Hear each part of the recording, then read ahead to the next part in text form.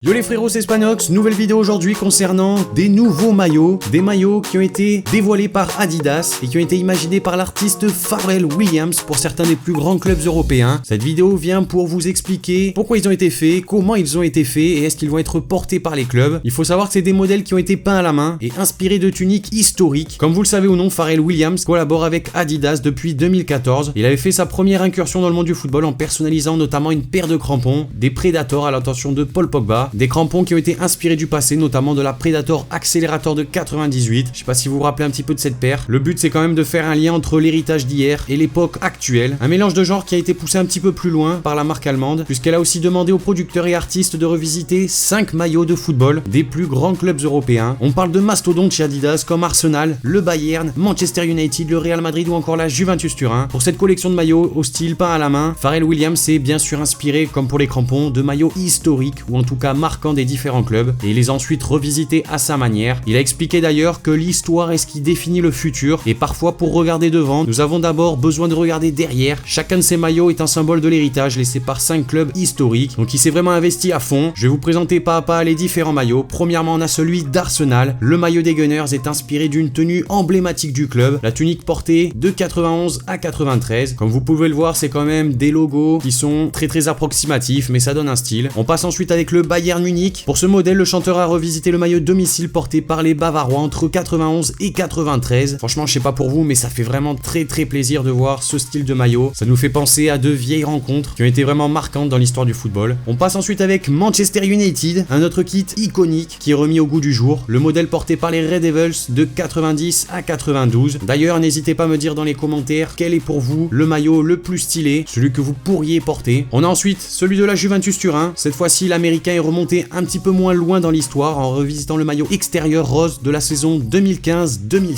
C'est vrai que beaucoup de personnes en ont parlé de ce maillot là puisque la Juventus Turin l'a utilisé en match officiel et certains ne comprenaient pas vraiment pourquoi. Et on termine du coup avec le Real Madrid. C'est encore une tunique assez récente, celle extérieure de 2014-2015 qui est facilement reconnaissable avec son large dragon sur le buste. Alors pour la petite anecdote, ce dragon là c'est une créature mythique qui symbolise la gloire, l'honneur, la grandeur et la vitesse. Et c'est vrai que Pharrell Williams a voulu s'appuyer dessus lorsqu'il a refait le maillot du Real Madrid. Donc voilà pour les maillots des 5 grands clubs que Pharrell Williams a revisité. Il faut savoir que pour les 2 clubs anglais et leur homologue espagnol, ces maillots seront uniquement utilisés à l'échauffement. Pour le Bayern Munich et la Juventus Turin par contre, ils seront utilisés lors de matchs officiels et on l'a déjà vu pour la Juventus. Donc voilà les amis, petite vidéo concernant ces maillots là, n'hésitez pas à me dire ce que vous en avez pensé dans les commentaires, donnez des notes sur 10 concernant ces maillots là, je regarderai avec attention, lâchez le like toujours, ça fait plaisir, ça permet également à la vidéo d'être mieux référencée, on sait qu'en ce moment c'est un petit peu galère, mais bon on est là toujours. Moi je vous dis à la prochaine, c'était Spanox, allez salut tout le monde.